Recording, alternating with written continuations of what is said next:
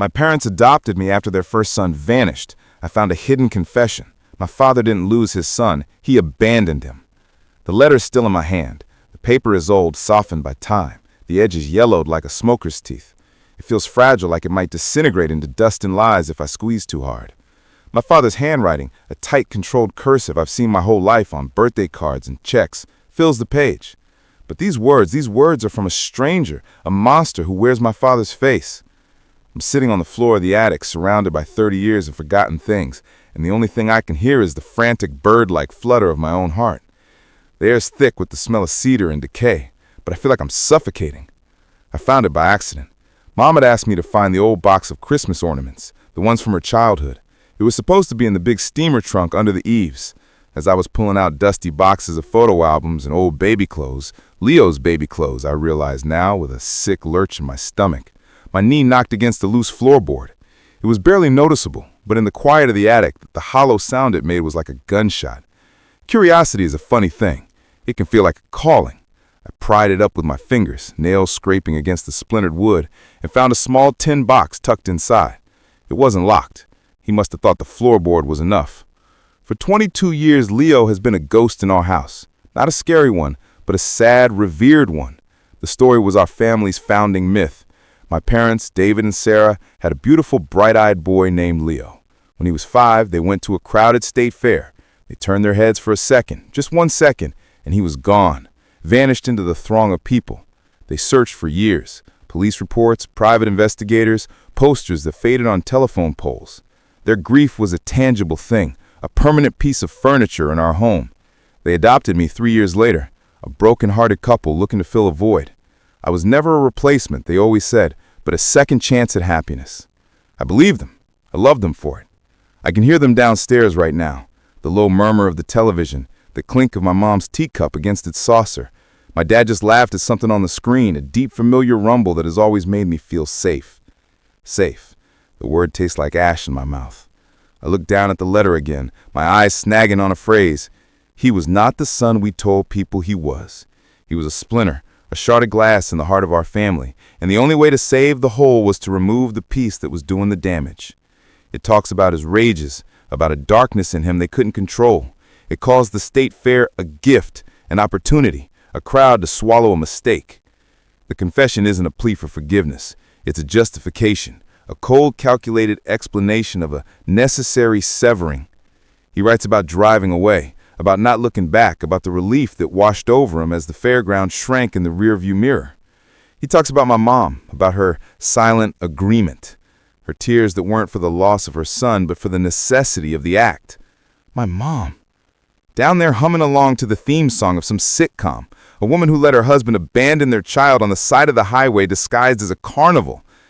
I feel a wave of nausea so intense I have to press my forehead against the dusty floorboards. The whole foundation of my life, every memory, every I love you has been built on top of this rotten, hidden thing. My older brother wasn't lost. He was thrown away. And I was the prize they gave themselves for taking out the trash. The letter is a confession, but it's also my birth certificate, detailing the exact moment and reason I was needed. The silence from downstairs feels different now. It's not peaceful. It's the quiet of a predator resting. The paper crinkles in my fist. I have to go down there. I don't know what I'm going to say or what I'm going to do, but I can't stay up here in the dark with their ghost anymore. My knees ache from the floorboards, a dull throb that seems to travel up my spine. I carefully fold the letter, the creases protesting with a soft crackle, and slide it into the back pocket of my jeans. It feels heavy, like a stone, a tombstone. The weight of it presses against me, a constant physical reminder. I can't leave it here, but I can't imagine walking down there and holding it in my hand either. It needs to be a part of me now, a secret I carry until I decide what to do with it. I push myself up, my legs unsteady, and use the rough-hewn rafters to balance. For a moment, I just stand there in the slanted dark, breathing in the smell of old paper and insulation, trying to remember what it felt like to be the person who climbed these stairs 20 minutes ago. That person is gone. He vanished, right here in this attic, just as surely as Leo vanished at the fair. The pull-down attic stairs groan on my weight, each step a complaint that echoes in the silent hallway. I pull the cord, and the stairs retract with a final, decisive thud, sealing the truth back in the darkness. But it's too late. I'm carrying it with me. The hallway upstairs is familiar territory, a space I've walked 1,000 times, but tonight it feels like enemy lines. The family photos on the wall are a gallery of lies. There's one of my first day of school, my dad's hand on my shoulder, his smile so wide and proud. I used to love that photo. Now, I see the strain at the corners of his eyes. Was he thinking of Leo then? Was he thinking that this time he'd gotten a son he could keep? Another one from my 10th birthday shows my mom hugging me, her eyes closed in what I always thought was pure affection. Now I wonder if she was just holding on tight, terrified that I too might have some hidden flaw that would require another necessary severing. I reach the top of the main staircase and pause, my hand resting on the smooth, cool wood of the banister. I can see them from here, framed by the archway to the living room. It's a perfect domestic scene, bathed in the warm glow of a floor lamp. The television is on, but the volume is low, just a gentle murmur of canned laughter and dialogue. My mom is in her favorite armchair, a half-finished knitting project in her lap, the needles clicking softly. My dad is on the sofa, one arm draped over the back, his head tilted slightly as he watches the screen. He looks so normal, so Dad. He's the man who taught me how to ride a bike, who sat with me for hours trying to figure out algebra, whose quiet approval I have sought my entire life. And he's a man who drove his 5-year-old son to a carnival and left him there like a piece of lost luggage. My gaze drifts to my mom. Her face is placid, content. The letter said she agreed, that her tears were for the necessity of it all. An accomplice. She's the woman who packs my lunch when I visit, who still calls me sweetheart, who remembers the names of all my friends.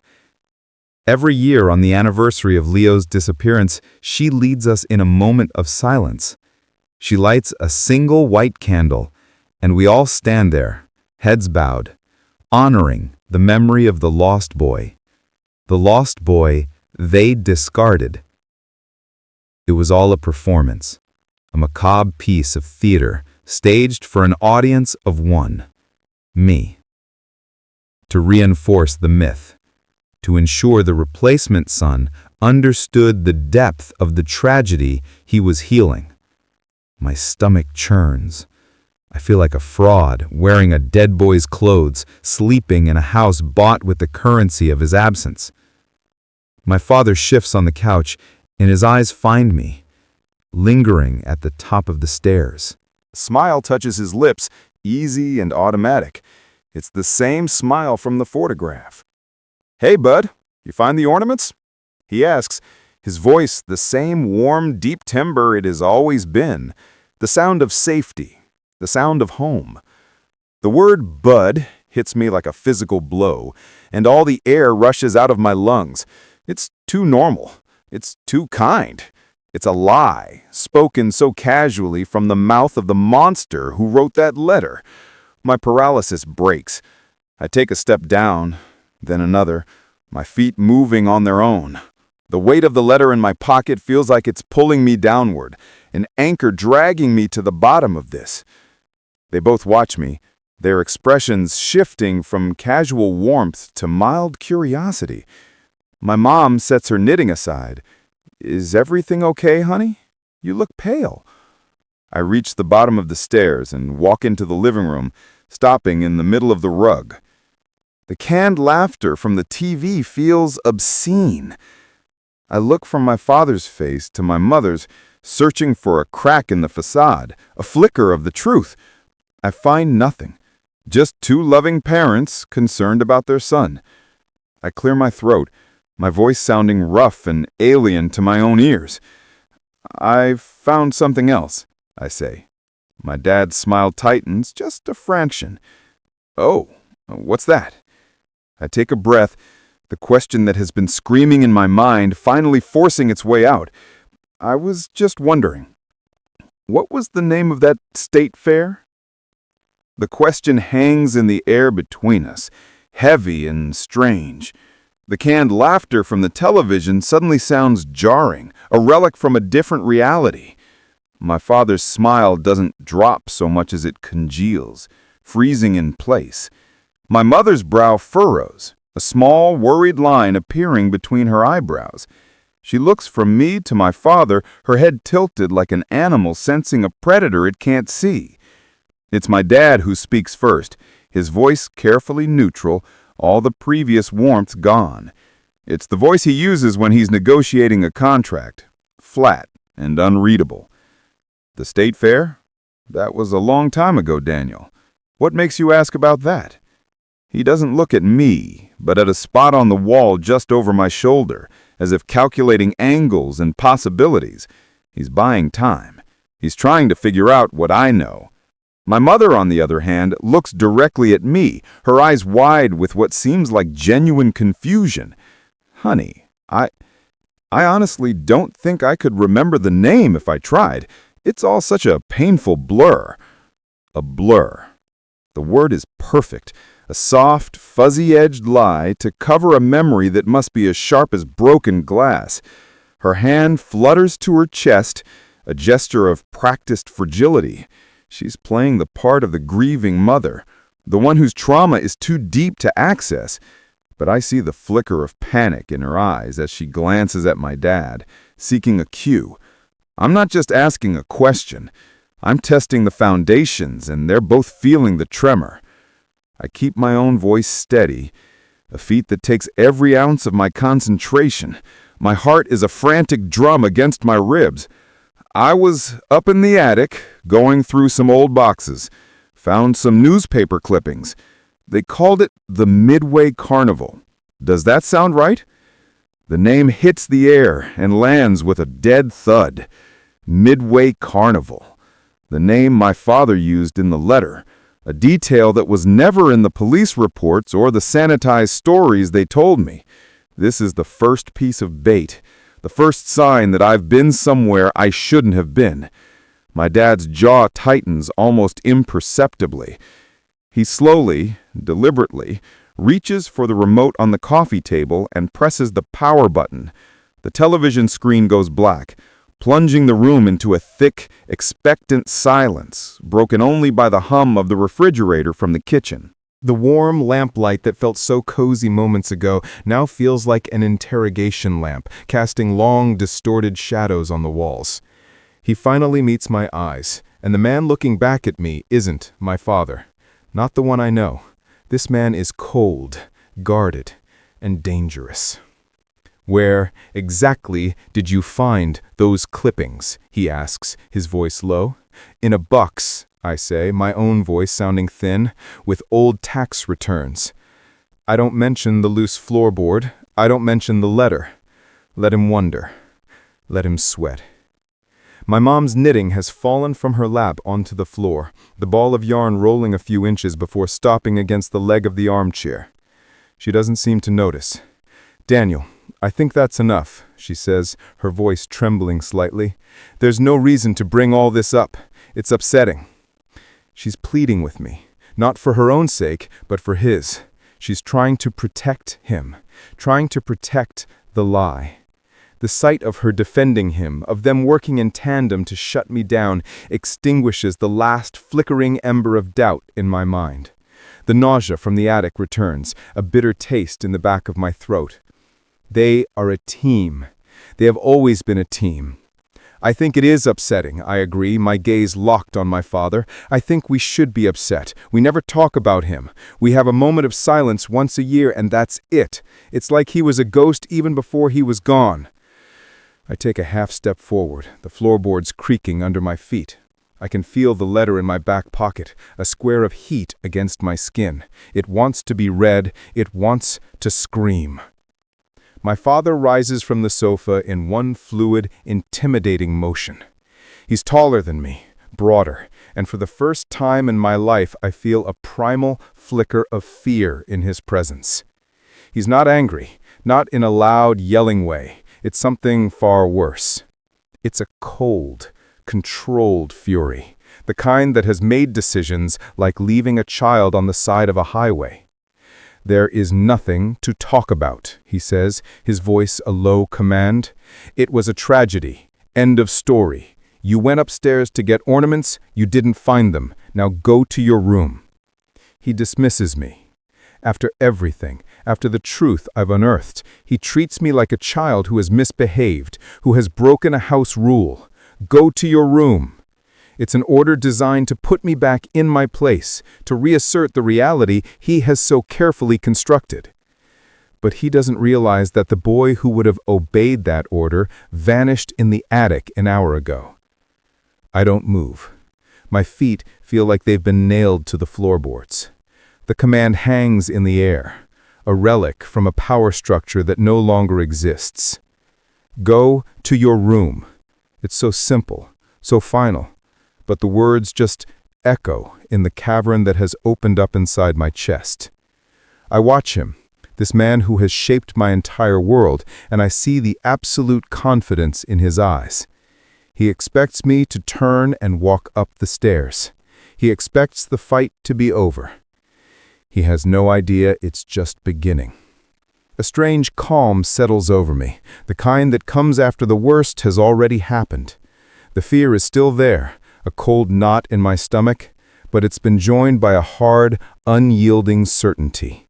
I am not a child to be dismissed. Not anymore. No, I say. The word is quiet, but it lands in the silent room with the force of a gunshot. My father's composure finally cracks. A flicker of disbelief, then a wave of dark, potent anger flashes across his face. His hands clench into fists at his sides. My mother makes a small, wounded sound, a choked gasp. "Daniel, please," she whispers, her eyes pleading. "Don't do this, for my sake." Just go upstairs. We can talk in the morning when we're all calmer. She's trying to build a bridge back to the world we lived in an hour ago, a world of polite fictions and unspoken rules, but the bridge is on fire. I set the match. I can't let her pull him back from the edge. I need him to see the flames. "We're not talking in the morning," I say, my voice gaining strength. I keep my eyes on my father. "We're talking now, about the Midway Carnival, about the newspaper clippings, about why you kept them." I take another step forward, closing the distance between us until I can see the tiny lines etched around his eyes. "Why would you keep a reminder of the worst day of your life, Dad? Most people would burn something like that. They wouldn't tuck it away in a box with tax returns. Unless it wasn't a reminder of a tragedy. Unless it was a reminder of a decision." His breath hitches. It's a tiny, almost imperceptible sound, but in the crushing silence, I hear it clearly. It's the sound of a lie being pierced. He takes a step toward me, his shadow falling over me, engulfing me. The paternal warmth I've known my whole life is gone, replaced by a chilling menace.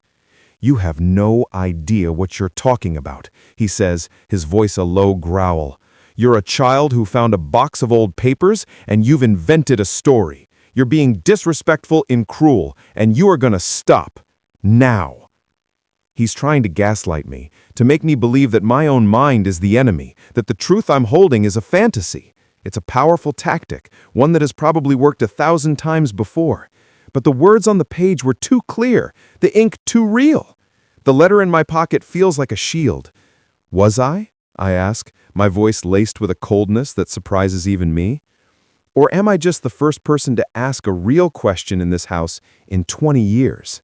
I shake my head, a bitter laugh escaping my lips. The clippings, they talk about how he was 5, how he loved the carousel, how he was holding a blee balloon when he was last seen by the Ferris wheel. I pause, letting the details sink in, details I'm supposed to have gleaned from a yellowed newspaper. I watch their faces. My mother's is a mask of pure anguish. My father's is stone. It's just strange, I continue, my voice dropping to an almost conversational tone, as if I'm working out a puzzle. The way the article is written, it makes it sound like the whole search was centered around the carnival grounds, but that's miles away from the main highway, isn't it? The word hangs there, highway. A simple, ordinary word that has just detonated the entire room. My father physically recoils, a small, involuntary step back as if I'd struck him. His face, which had been a mask of cold fury, shatters. For one terrifying, unguarded second, I see him. I see the man from the letter, the one who stood by a dark road, the one who drove away. His eyes are wide with a kind of primal terror I have never seen before. My mother lets out a sob, a raw, ragged sound of absolute defeat. She covers her mouth with her hand, her body shaking. The lie is broken. The silence that follows is different. It's not expectant anymore. It's the hollow, ringing silence of a complete and total catastrophe. They know. They know that I know. The air in the living room is so thin I can barely draw a breath. It's the silence of a tomb, a place where something has just died. My mother's sobs are the only sound, wet and muffled against her palm. My father stands frozen, the color drained from his face, leaving behind a waxy gray pallor. He looks older. In the span of a single word, he has aged a decade. The intimidating patriarch who ordered me to my room is gone, replaced by a hollowed-out stranger. The truth hasn't just been exposed, it has physically unmade him. I watch the terror in his eyes curdle into something else, something I can't name. It's not guilt, not yet. It's the sheer animal panic of a creature whose burrow has been flooded, whose carefully constructed world has been washed away in an instant.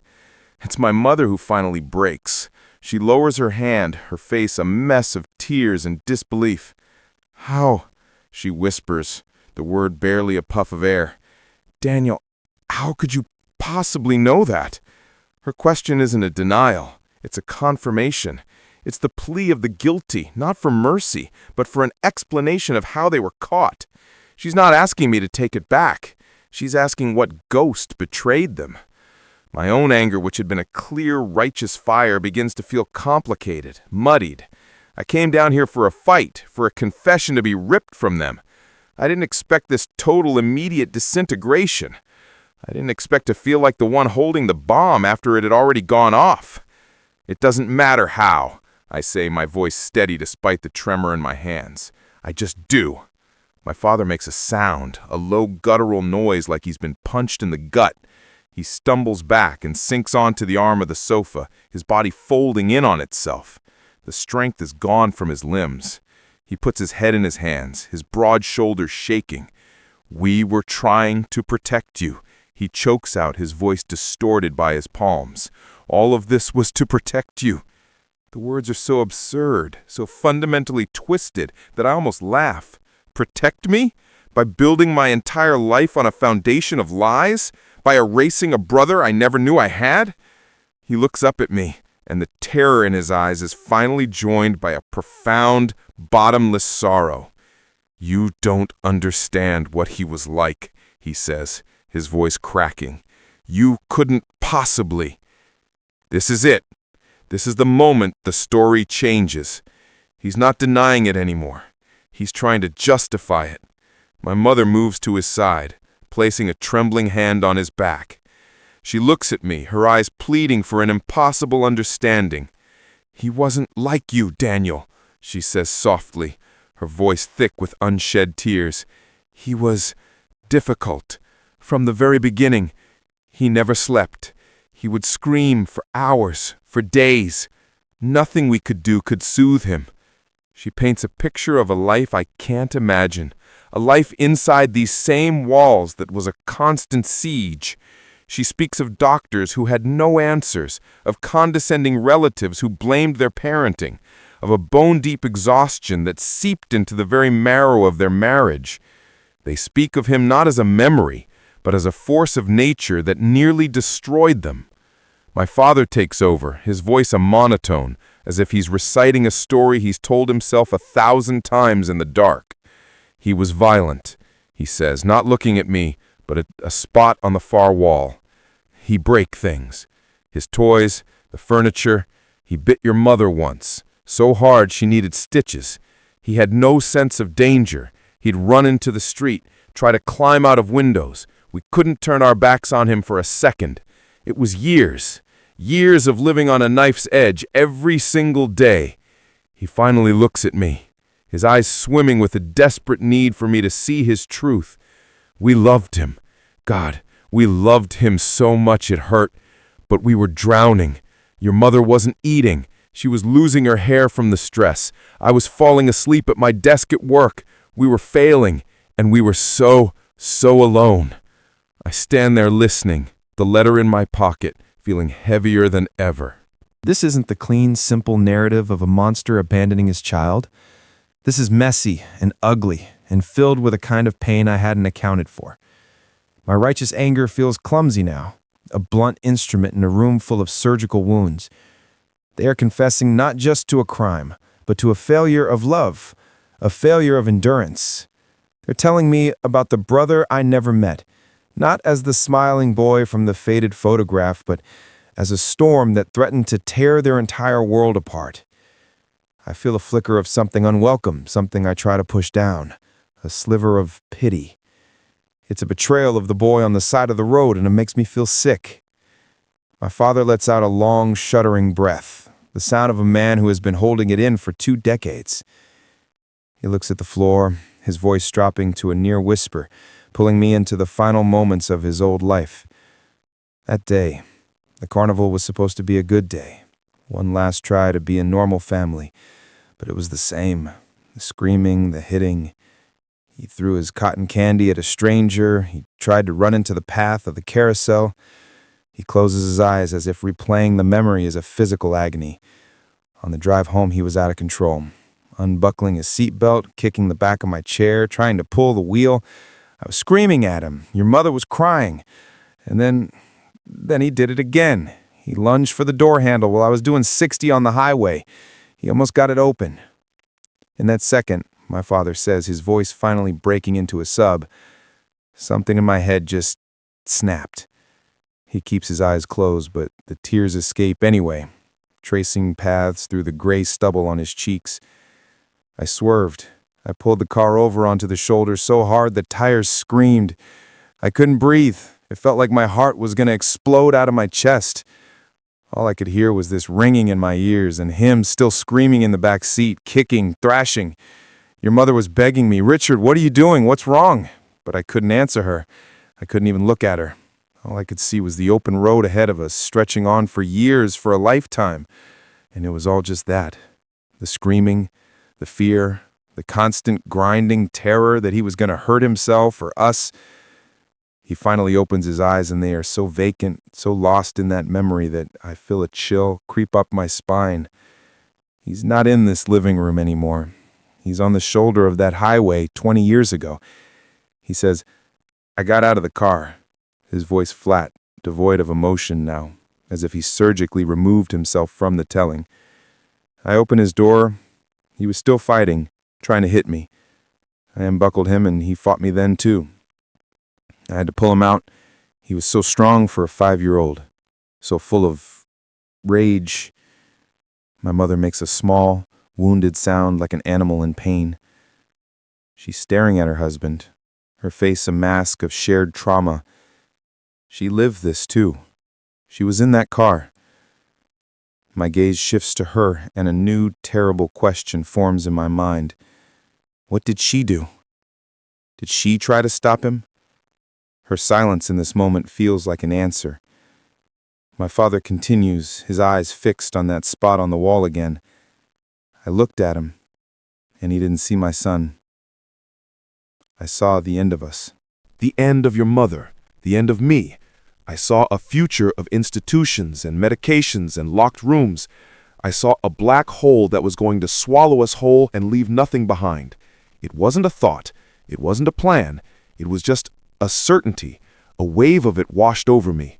This was the only way out, for any of us. He takes a ragged breath. I got back in the car. I didn't look at your mother. I didn't say a word. I just closed the door, started the engine, and pulled back onto the highway. My own breath catches in my throat. I can see it. I can see the small boy standing in the tall grass, watching the taillights of his parents' car shrink into the distance. The image is so vivid, so brutally clear, that it feels like my own memory. The betrayal is so absolute, so primal, it transcends anger and leaves only a cold, hollow ache in my chest. You left him? The words are barely audible, scraped from the back of my throat. My father nods, a single, jerky movement. We just drove. The silence in that car, it was the loudest thing I've ever heard. We didn't talk. What was there to say? After about 10 miles, your mother started to cry. Not loud, just silent. The way she's cried ever since. He looks at her, and for the first time I see the full, devastating scope of their shared prison. They haven't just been lying to me. They've been trapped in that car, in that silence, for 20 years. We went home, he says. We walked into the house, into his room. His toys were on the floor. His little pajamas were folded on his bed. And we collapsed. We understood, without ever saying it, that we had crossed a line from which there was no return. We couldn't go back for him. What would we say? We couldn't call the police. What would we tell them? We had made an irreversible choice. Our old life was over. Michael was gone. The finality in his voice is like a door slamming shut. He's not just telling a story, he's pronouncing a death sentence. The lie, the story about him vanishing at the carnival, wasn't just a cover-up. It was the construction of a tombstone. It was how they buried him. And then, the most chilling part of all. He looks directly at me, the sorrow in his eyes so profound it looks like a physical abyss. He says, a year later, his voice trembling, we found you. You were quiet. You were calm. You slept through the night. You were a balm. You were our second chance. You were the son we could handle. And there it is, the truth that underpins my entire existence. I wasn't just adopted. I was a replacement. I was the cure for a wound they had inflicted upon themselves. I was the quiet that came after the storm they had left to die on the side of the road. The words hang in the air, thick and suffocating. The son we could handle. It's not an explanation. It's a branding. I feel it sear into my skin. All my life, I've been the good son, the easy one. I got good grades. I didn't cause trouble. I was quiet. I always thought it was just my personality. Now I see it for what it was, a job requirement. I was hired to fill a vacancy left by a child who was too loud, too difficult, too much himself. The love I've received, the praise, the pride in their eyes, was it ever for me? Or just relief? Relief that I wasn't him. The thought is a physical blow. I feel hollowed out, a carefully constructed mannequin placed in a dead boy's room. My entire life has been an exercise in not being Michael. My mother must see the shift in my face, the absolute annihilation of the son she knew, because she finally speaks. Her voice is a thin, reedy thing, fraying at the edges. We were drowning, Zan, she pleads, her hands twisting in her lap. You can't know what it was like. From the time he could walk, he was violent. Not like a normal toddler. He'd bang his head against the wall until he bled. He bit other children at daycare so hard he drew blood. We had locks on everything. The windows, the cabinets, even his own bedroom door at night. We were terrified to fall asleep. Terrified he would find a way to hurt himself. Or us. She's trying to paint a picture of a monster, to justify the exorcism they performed on the side of a highway. But all I see is a little boy in pain. A child who needed help, who was screaming for it in the only way he knew how. And his parents just turned up the radio and drove away. We took him to doctors, she continues, her voice gaining a desperate momentum. So many doctors. They use words like oppositional defiant disorder, intermittent explosive disorder. They give us pamphlets and prescriptions for medications that just made him sleepy and angry. Nothing worked. It was like living with a tiny, unpredictable storm in our house. We couldn't have friends over. We couldn't go to restaurants. Your father lost a promotion because he was always so exhausted, so on edge. We were just disappearing, piece by piece. He was erasing us. She looks at me, her eyes begging for an ounce of the sympathy I no longer have. The pity I felt for them a few minutes ago has curdled into something hard and cold and sharp in my gut. They weren't erased. They were the erasers. I stare at them, these two people I have called Mom and Dad for 20 years. I look at the familiar lines on their faces, the way my father's brow furrows, the way my mother wrings her hands. But I don't recognize them. They're strangers who have been wearing masks for my entire life. The masks have finally slipped, and what's underneath is ugly and weak and selfish. My voice, when it finally comes out, is devoid of any warmth. It's the voice of a stranger. Did you ever go back? The question cuts through my mother's desperate monologue and hangs in the dead air. They both flinch, as if I'd struck them. My father, who has been a collapsed figure on the couch, slowly lifts his head. His eyes are red-rimmed and empty. How could we? He rasps. What would we have found? What if he was gone? What if he was still there, waiting? The cowardice is so profound, so absolute, it takes my breath away. They were more afraid of the consequences than of the fate of their own child. So you just hoped? I ask, the word tasting like poison. You drove away from your 5-year-old son on the side of a highway and just hoped for the best? Hoped someone would find him? Hoped he wouldn't wander into traffic? Hoped he just wouldn't starve or freeze to death? Each question is a stone I am throwing at the fragile glass house of their justification, and I can hear it splintering. My mother starts to sob openly now, her face buried in her hands. It's a gut-wrenching sound, but it doesn't move me. It's 20 years too late for tears. My father just shakes his head, a slow, defeated motion. We told ourselves someone would find him, he whispers. A trucker. The police. Someone. Would see a little boy by the road and stop. We told ourselves he'd be better off, that he'd end up in a system that could help him in a way we couldn't. We told ourselves 1,000 lies, Sam, until we almost believed them. He looks at the confession letter still clutched in my hand, until I couldn't carry them anymore. I look down at the pages, at his neat, looping cursive. It's not a confession. It's an invoice. It's a bill for a life, submitted 2 decades late, and I'm the one who has to pay the price. The price is realizing I don't have a family. I have the people who came before me and the ghost of the boy they left behind. I let the pages of the confession fall from my hand. They flutter to the floor, landing beside my father's feet like shed skin. The silence in the room is a physical weight, pressing down on my chest, making it hard to breathe. My mother's sobs have quieted into small, hitching gasps. My father just sits there, a hollowed-out man on a floral couch, staring at the words he wrote. They look so small and pathetic on the floor, so inadequate to contain the magnitude of the horror they describe. For a moment, I think I might be sick. The living room, my childhood living room, feels like a tomb. It smells like stale air and 20 years of lies. I look from my mother's tear-streaked face to my father's vacant eyes, and I feel absolutely nothing. The love, the connection, the entire history I thought we shared is all gone. It has been surgically removed, and all that's left is a clean, cold void.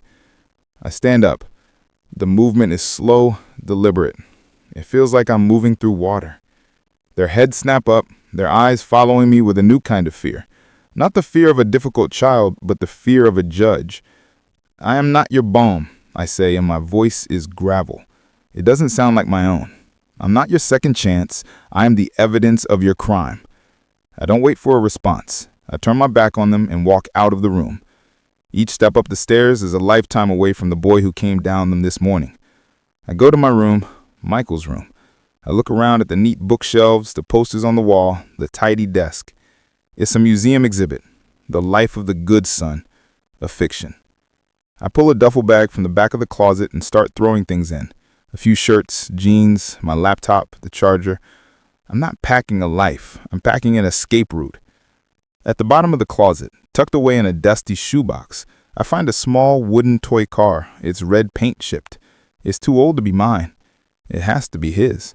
I close my fist around it, the splintered wood digging into my palm. When I come back downstairs, they are exactly where I left them, 2 statues and a tableau of misery. My mother reaches a hand out to me, her voice a broken whisper. Sam, please, don't go. We can talk about this. I stop a few feet away from her, just out of reach. No, I say, the word a final heavy stone. You had 20 years to talk about this. The conversation is over. I look at my father, who finally lifts his gaze to meet mine. I want to see remorse. I want to see something, anything other than this pathetic, self-pitying sorrow. I see nothing from me. His grief is for himself, for the life he ruined, for the choice he couldn't live with.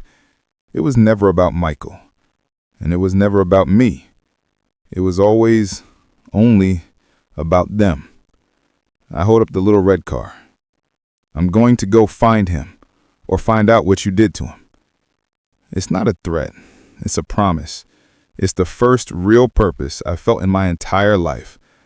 I walk out the front door, and I don't look back. I don't want the last image of them to be their broken faces. I want the last image to be the lie I'd been living. The cool night air hits me, and for the first time since reading that letter, I can take a full breath. I get in my car, the engine turning over with a reassuring rumble. I put the wooden car on the passenger seat beside me. A tiny, silent passenger. I don't know where I'm going. I have a name, an age, and a stretch of forgotten highway hundreds of miles away. It's nothing. It's everything. As I pull away from the curb, the house shrinks in my rearview mirror, the warm lights in the windows looking like the last embers of a fire that has finally gone out. I'm driving into the darkness, chasing the ghost of a little boy who was too loud for their quiet, comfortable world. They drove away to forget him. I'm driving to remember. They chose me, the quiet one, the easy one. Now I have to make my own choice. When you discover your whole life is built on a crime, do you protect the culprits you once loved, or do you dedicate yourself to finding the victim you never met? Don't forget to like and subscribe. I post new stories every day.